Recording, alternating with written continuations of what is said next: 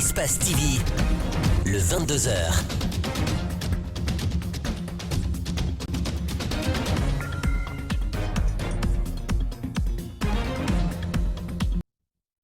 Bonsoir à tous et bienvenue dans cette grande édition d'information. Tout de suite, les titres.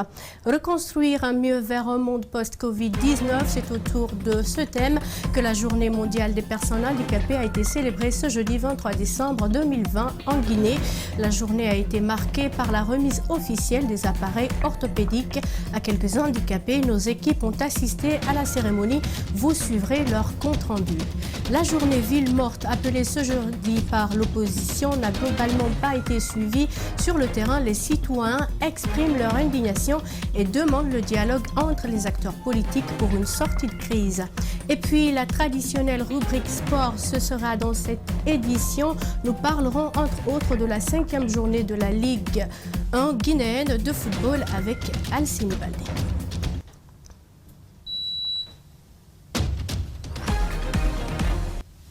Encore une fois, bienvenue à tous. La Journée mondiale des personnes handicapées a été célébrée ce jeudi 3 décembre au Centre national d'orthopédie Cisa Dixine avec pour thème « Reconstruire un mieux vers un monde post-Covid-19 ». La journée a été mise à profit par les autorités et les partenaires pour la remise officielle des appareils orthopédiques à quelques handicapés du pays. Compte rendu, Rosaline Gotomonemou, Ibrahim Assouma.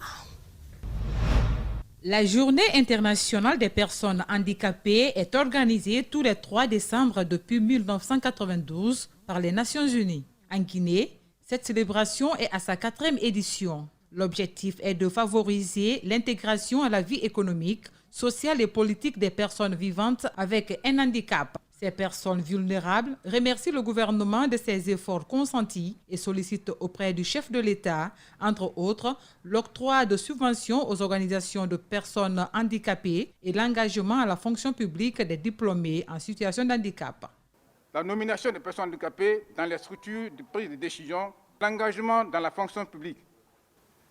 En 2021, de plus de 400 personnes handicapées diplômées des universités et écoles professionnelles de notre pays. L'occasion a été mise à profit pour la remise officielle d'appareils orthopédiques à 10 personnes à mobilité réduite, dont 5 enfants âgés de 2 à 17 ans, mais aussi des adultes. La mère de l'une des bénéficiaires se réjouit de ces gestes et promet de prendre bien soin de cette protège. Ma fille elle a eu un protège.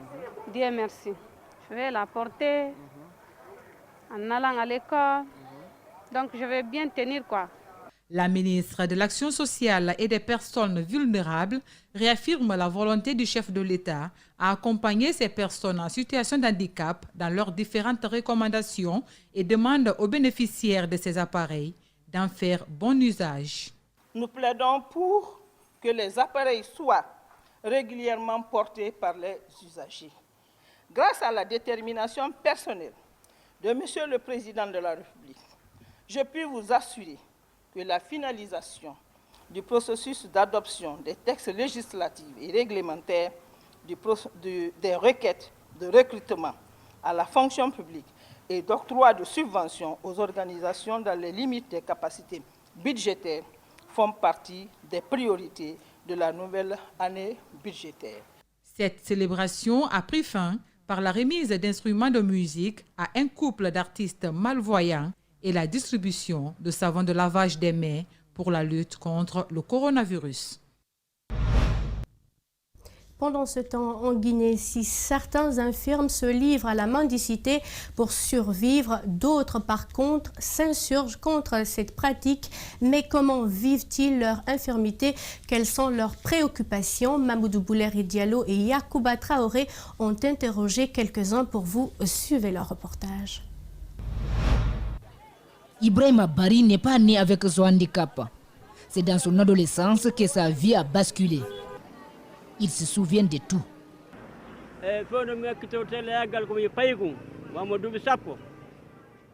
Lorsque j'apprenais la couture, j'avais entre 10 et 15 ans. J'ai été victime d'un incendie. J'ai fait 20 ans de convalescence.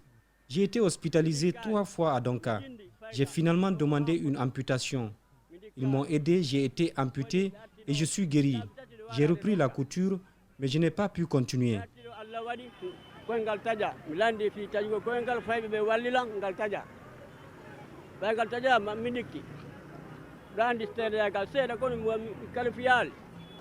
Après son mariage, Ibrahima Bari est confronté à des difficultés, notamment celle de trouver sa dépense quotidienne.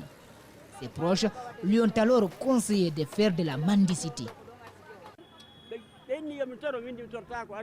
On m'a conseillé d'aller mendier. Je me suis farouchement opposé. Je ne voulais jamais le faire.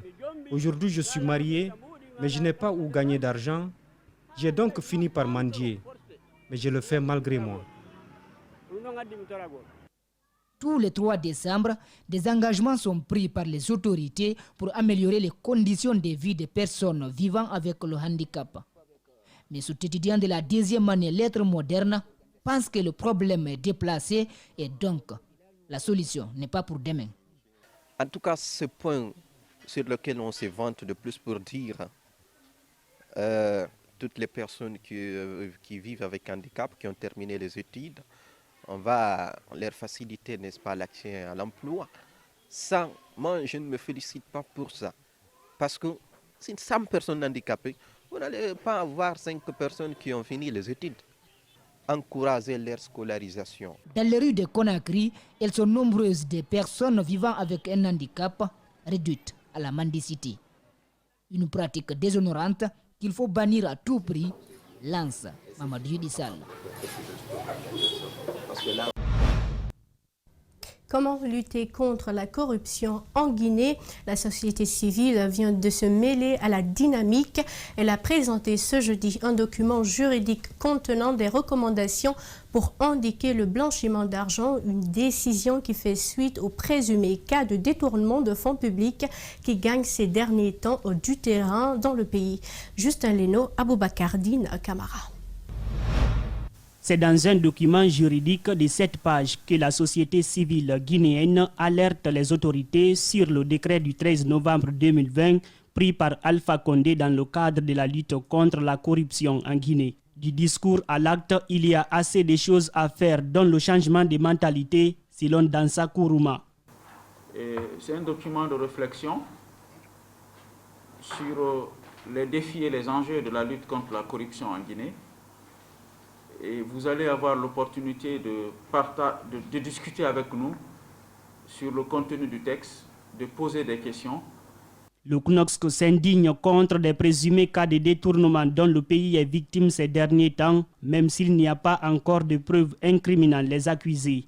Pire, des attaques de part et d'autre contre la presse à cause de ces révélations sur des scandales de blanchiment d'argent au sein du gouvernement. Mais toutes les grandes révélations du monde en matière de corruption ont été faites par la presse. Qui est mieux placé de révéler les scandales que la presse? Alors, si la volonté de lutter contre la corruption est une volonté réelle et sincère, au contraire, la presse doit être encouragée et soutenue. Ce document juridique élaboré par ces activistes guinéens va permettre, selon eux, de mettre fin au blanchiment d'argent qui serait en train de gagner du terrain au sein de tous les secteurs de l'administration guinéenne. Le document est en train d'être déposé auprès des structures étatiques compétentes. Je dis bien parallèlement. Au même moment où on est dans la salle ici, les équipes sont en train de se déployer au niveau de la Cour constitutionnelle, la Cour des comptes, la primature, l'Assemblée nationale, l'INIDH, le Conseil économique, social et environnemental, je n'en sais quoi encore, et toutes ces structures qui sont impliquées dans l'Agence nationale de lutte contre la corruption. Les derniers présumés cas de détournement d'argent remontent au mois d'août dernier à l'autorité de régulation des postes et télécommunications et le second au ministère de l'enseignement technique. La Ligue pour les droits et la démocratie en Afrique, LIDA, condamne les récentes violences commises à Wanindara dans la commune de Ratoma. Celles-ci, vous le savez, ont fait 2 morts dont un policier. Cette structure qui invite à l'ouverture d'une enquête pour retrouver les auteurs de ces crimes demande aussi à l'État d'éviter le 2 poids 2 mesures dans la sécurisation des populations et de leurs biens. André Moussi Milimono, Aboubakar Dine Camara. Les violences ces derniers temps sur l'axe Le Prince ne laissent pas sans mots les défenseurs des droits humains. La Ligue pour les droits et la démocratie en Afrique a condamné ces actes avant d'appeler à l'ouverture d'enquêtes pour retrouver les auteurs. La LIDA condamne hautement cet acte et appelle à l'ouverture d'une enquête afin de dénicher les coupables et les traduire en justice. Pendant ce temps, le général Bafoué, lui, prévoit un renforcement du dispositif sécuritaire et un ratissage pour traquer les auteurs des crimes. La LIDA invite les forces de sécurité à ne pas faire d'amalgame.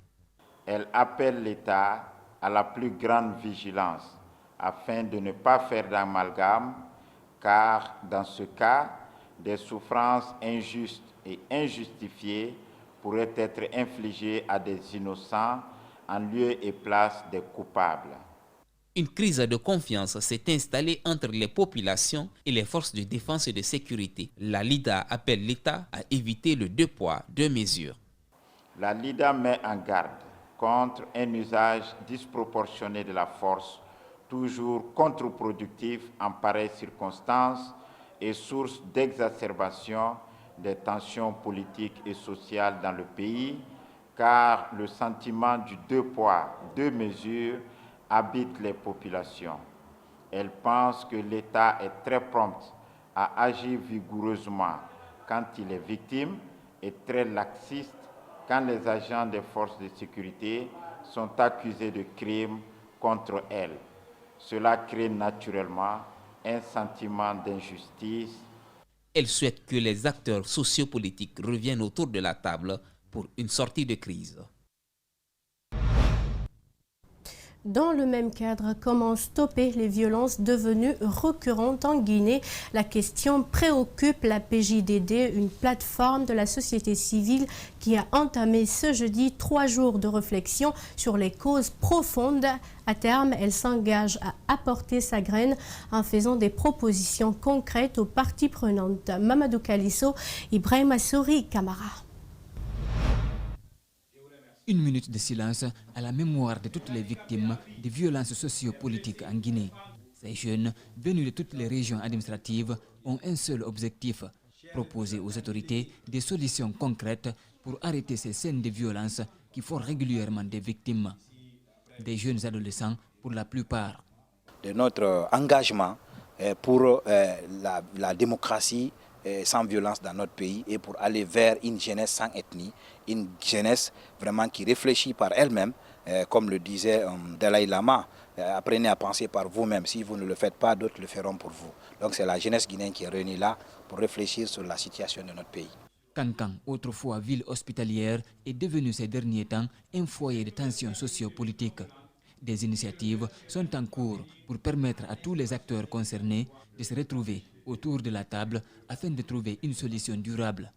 Aujourd'hui, on ne passe pas 2 mois à Kankan sans violence. Soit c'est par rapport au crime, soit c'est par rapport au courant. Avant, on disait que la violence est sur l'axe du mal. Cause à Bambeto, Ambala, Wandara, etc. jusqu'à Kagbele. Mais aujourd'hui, la violence est répartie un peu partout. À Labéa, à Kindia, à Kankan, surtout à Sigiri et à Mandiana. Nous sommes conscients d'abord de cette situation et nous sommes en train de nous battre pour remédier à ça. Les régions des Zérékoré et de Farana sont également touchées par le phénomène. Le dernier cas remonte au lendemain du scrutin présidentiel. La jeunesse, souvent manipulée par les politiques, doit être au centre de ces échanges. Nous, on est parti vers ces jeunes-là, les sensibiliser sur l'importance en fait de la non-violence. Certes, il faut réclamer son droit, mais il faut le réclamer dans la logique de la paix en fait. Il y a beaucoup de personnes même qui ont du mal à partir à Zérékoré parce que là, il y a beaucoup de violence. Donc il faut que les autorités et la population, surtout la jeunesse, acceptent d'échanger et de trouver une solution pour qu'il y ait la paix à Zérékoré. Merci donc Mamadou Kalisso. Vous l'avez peut-être constaté, l'appel à l'observation d'une journée ville morte dans le Grand Conakry par la NAD. La journée a plutôt été active sur l'axe Le Prince, tout comme sur l'autoroute Fidel Castro. Les citoyens ont plutôt vaqué à leurs activités. Pour eux, les acteurs politiques doivent privilégier le dialogue pour une sortie de crise. Justin Leno, Aboubacar Dine, Camara. Sur l'axe Le Prince, la journée ville morte appelée par l'UFDG et ses alliés n'a pas été suivie. Circulation fluide, Des agents ont été postés sur les lieux contre d'éventuelles perturbations. La ville morte, là, on ne considère pas ça parce qu'il n'y a pas l'argent avec nous. Si on reste à la maison, sans l'argent, on ne peut pas faire quelque chose. Pour ces citoyens, le Guinéen vit du jour au lendemain. L'UFDG et ses alliés doivent trouver d'autres solutions pour la libération des détenus et protester contre la réélection d'Alpha Condé. Pas question de gâcher le quotidien des pauvres citoyens, dit-il. Vous ne voulez pas que chaque jour, des pagailles comme ça, des faux problèmes quoi. Même constat sur l'autoroute Fidel Castro. Ici, les mouvements sont généralement pas suivis même si la ville est sous tension. Boutiques et magasins restent ouverts. Je n'ai même pas pensé à la ville morte. Et parallèlement, je sais que beaucoup de gens aussi sont sortis. Peut-être qu'il y a les besoins quotidiens, il y a une question de survie. La ville serait presque calme en ce jeudi malgré la journée ville morte voulue par l'opposition. L'UFDG et l'ANAD devraient trouver mieux, proposent certains citoyens. Présidentielle du 18 octobre en Guinée, Cellou Dalein Diallo reconnaît-il enfin la victoire d'Alpha Condé? La question se pose bien. Dans une interview chez nos confrères de RT France, le président de l'UFDG annonce sa candidature en 2026 si toutefois son parti le désignait. Le décryptage avec Malik Sanguela Camara. Dans une interview télévisée accordée à nos confrères de RT France, Elhadji Cellou Dalein Diallo précise que le président français Emmanuel Macron n'a jamais félicité le professeur Alpha Condé pour sa réélection à la tête de la Guinée au même titre que Alassane Dramane Ouattara de la Côte d'Ivoire. Une réjouissance pour Cellou Dalein Diallo qui le renforce dans ses argumentations. Le message qu'il a adressé à Alpha Condé, c'est pour lui souhaiter naturellement plein succès. Mais il s'est abstenu de le féliciter. Alors que dans le message adressé à Alassane Ouattara, il a bien dit je tenais à vous féliciter et à vous adresser mes vœux de succès. Mais pour Alpha Condé, il n'y a que les vœux de succès, il n'y a pas de félicitations. Au lendemain de l'élection présidentielle du 18 octobre dernier, alors que le président de l'Union des forces démocratiques de Guinée, UFDG, s'était autoproclamé vainqueur, les forces de l'ordre et de sécurité n'ont pas manqué de déployer des dispositifs. Cellou Dalein Diallo estime que ces mesures ont été prises pour semer de la terreur contre sa personne et ses militants. M. Alpha Condé a déclenché une campagne de violence et d'intimidation contre le vrai vainqueur que je suis et tous mes partisans. Le premier acte qu'ils ont posé, c'est naturellement venir fusiller les jeunes qui étaient en train de fêter la victoire annoncé par l'UFDG, et ensuite ils m'ont séquestré pendant une dizaine de jours. Jusqu'à présent, les bureaux, les bâtiments abritant mes bureaux et le siège du parti sont occupés par l'armée. On n'a pas accès, on n'a pas eu accès depuis donc plus de 2 mois à nos bureaux et à notre siège. Bien trop dire, tacitement, le principal opposant à Alpha Condé reconnaît sa défaite. Question piège. C'était votre 3e candidature contre Alpha Condé. Est-ce que vous serez candidat en 2025 à nouveau? Bon, ça dépendra de mon parti. S'il y a une élection digne de son nom, il n'y a pas de raison. Je garde ma popularité et ma crédibilité. Les Guinéens viennent de me le montrer en votant massivement pour moi. Ce n'est pas courant qu'un opposant gagne dès le premier tour d'une élection présidentielle, étant donné que Alpha Condé a mobilisé toute la dimension, tous les moyens appartenant à l'État pour organiser cette fraude, mais il n'a pas réussi à me battre dans les urnes. Et bien entendu, si mon parti me désigne comme candidat à la prochaine élection, pourquoi pas? Je souhaite que Dieu me donne la santé pour pouvoir être présent à cette compétition et que celle-ci soit la bonne. Sur les réseaux sociaux, chacun y va de son commentaire. Cellou Dalein Diallo revient à la charge sur son compte Facebook pour dire, je cite, « Il convient de lever un malentendu né d'une mauvaise interprétation à la réponse que j'ai donnée à une question qu'on m'a posée sur mon éventuelle candidature en 2026. Que les choses soient claires. Je serai candidat à un second mandat si mon parti m'investit. Pour l'instant, la priorité reste le combat pour la reconnaissance de ma victoire au scrutin du 18 octobre 2020. La libération et l'arrêt des poursuites contre mes partisans et alliés. » Fin de citation. Et puis, fin ce mercredi, à Conakry, d'un atelier de formation initié par le secrétariat général de l'Interpol basé aux États-Unis d'Amérique, le projet RHINO a permis d'outiller efficacement plusieurs cadres chargés de l'application de la loi sur les risques en cas d'incidents biologiques et sur la gestion multisectorielle des épidémies. Toutefois, les experts s'engagent à la suite de la formation de chercher les moyens permettant la mise en œuvre du dit projet en Guinée. Ali Badara Kamara, Aliouba pour le reportage. Les cadres venus de la douane nationale, du département de la sécurité et de la protection civile et celui de la santé ont été outillés sur les risques liés aux incidents biologiques, la conception du risque, la biosécurité, mais aussi sur la gestion multisectorielle des pandémies de nature criminelle ou terroriste. Cette formation modulaire a été conduite par deux expertes d'Interpol venus des États-Unis d'Amérique. Le projet va encore durer quelques mois pour finaliser certains outils d'évaluation et la finalisation des recommandations du projet pour le renforcement des capacités pluri-institutionnelles de réponse aux incidents biologiques donc en Guinée. Le projet RHINO a été créé suite à l'avènement de la pandémie à virus Ebola. Il met en contribution les professionnels de la santé et les chargés à l'application de la loi, ce pour pouvoir contrôler les pandémies. Les autorités guinéennes en charge de la sécurité et de la protection civile se réjouissent de cette nouvelle approche de protection. À la fin de ces 2 années, et vu le résultat obtenu, formé pendant 11 séances, je viens ce soir adresser personnellement toute ma gratitude et la résonance du gouvernement guinéen a adressé à l'OIPC Interpol secrétariat toutes les félicitations et les remerciements. La formation bouclée place désormais à la pratique sur le terrain. Toutefois, la mise en place de ce projet dans le pays pourrait connaître les difficultés par manque d'équipement adéquat. Au stade d'aujourd'hui, les services de sécurité ont acquis une certaine expérience, mais comme vous le savez, ce genre d'enquête dépendent de la nature du matériel scientifique que nous détenons. La cérémonie a pris fin par la remise des certificats de participation et des récompenses symboliques pour des experts d'Interpol.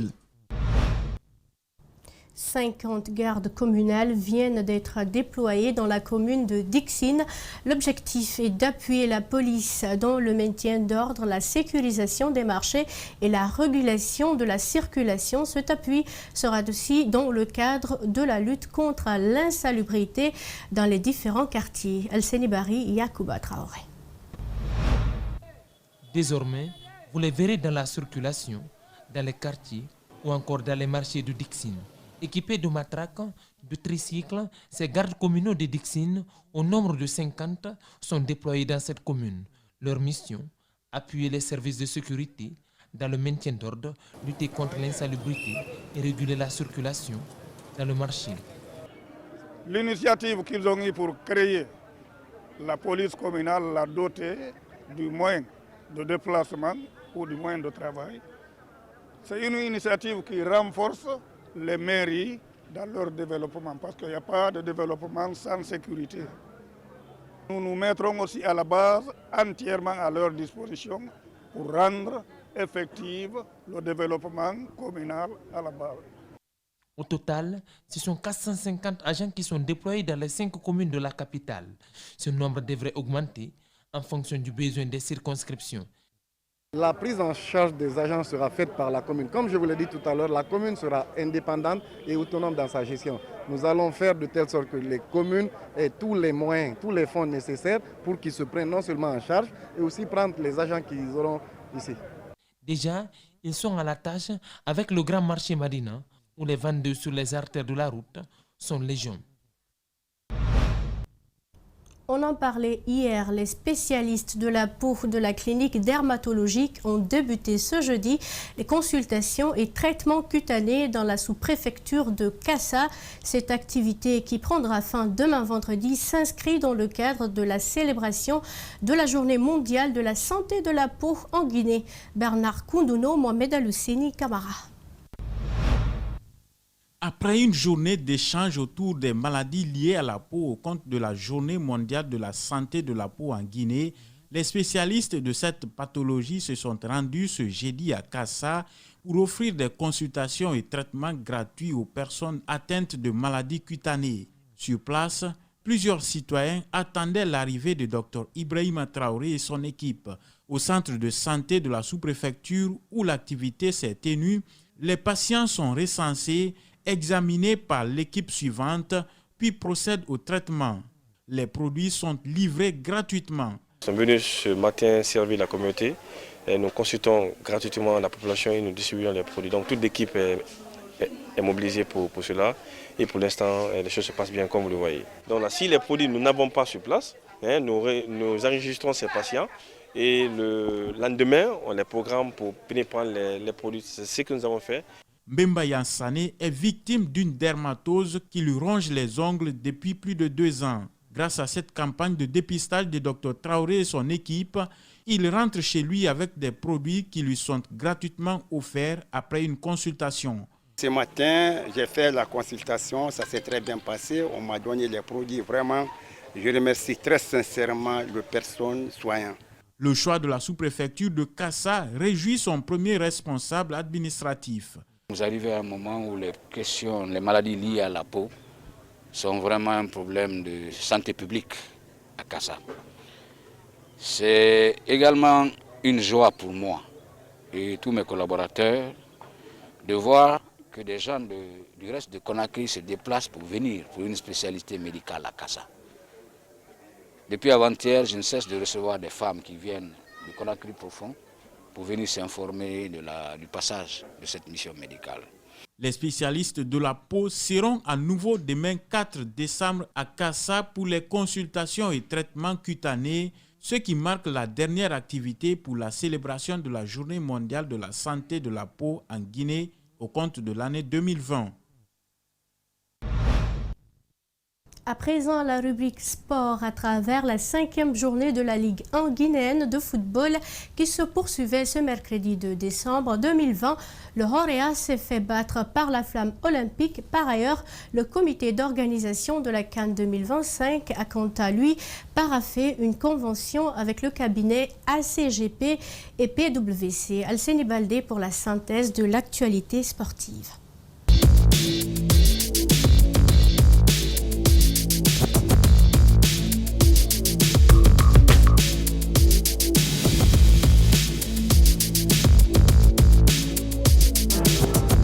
Le comité d'organisation de la CAN 2025 a paraphé une convention avec le cabinet ACGP et PWC. La rencontre entre les parties a eu lieu ce mercredi 2 décembre 2020 à Conakry. Cet accord est axé notamment sur l'aspect technique. Des manuels ont été mis à la disposition du COCAN. La cérémonie a réuni les autorités sportives du pays.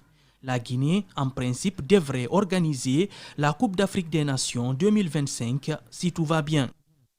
La 5e journée de la Ligue 1 guinéenne de football se poursuivait ce mercredi 2 décembre avec 2 rencontres au menu. Le champion de Guinée en titre a concédé sa 2e défaite en championnat. Le Oroya a perdu devant les éléphants de Koléa.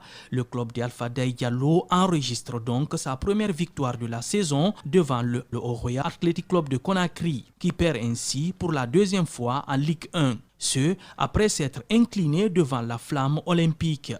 Avec ce succès, Éléphant de Koléa compte désormais 3 points et remonte à la 13e place au classement provisoire, alors que le Oroya se positionne au dernier rang avec 1 sur 9 possible. Au stade de la mission de Kaloum, le Louba FC a dominé le satellite sur le score de 3-0. Cette 5e journée va se poursuivre le 12 décembre prochain avec 2 matchs à l'affiche. Ashanti Golden Boy de Sigiri sera face à la Flamme olympique à Kankan et puis le choc entre le Afia qui va être aux prises avec l'association sportive de Kaloum. La 6e journée, elle débutera le 6 décembre avec 2 matchs.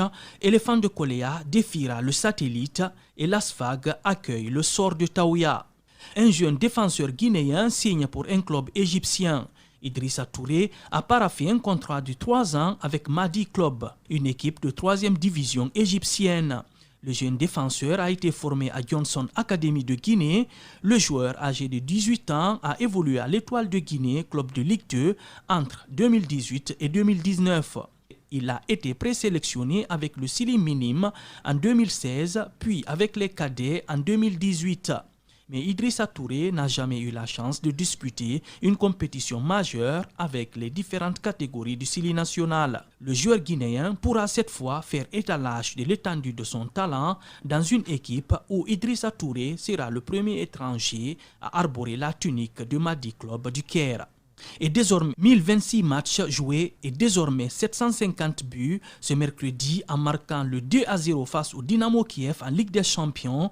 Cristiano Ronaldo est encore entré un peu plus dans l'histoire en atteignant la barre colossale des 750 buts inscrits, toutes compétitions confondues.